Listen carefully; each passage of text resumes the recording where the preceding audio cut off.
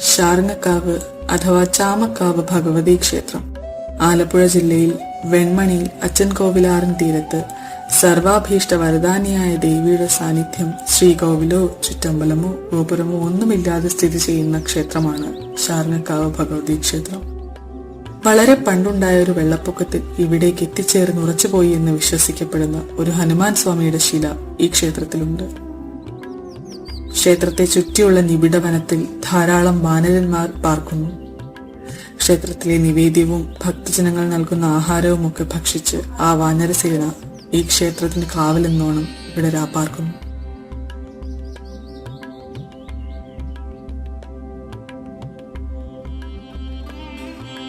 സർവാഭീഷ്ട വരദായിനിയായ ദേവിയുടെ സാന്നിധ്യം കൊണ്ടും പ്രകൃതിയുടെ ശാന്തത കൊണ്ടും സ്വർഗതുല്യമായ അനുഭവമാണ് ഇവിടെ വരുന്ന ഭക്തജനങ്ങൾക്ക് ലഭിക്കുന്നത്.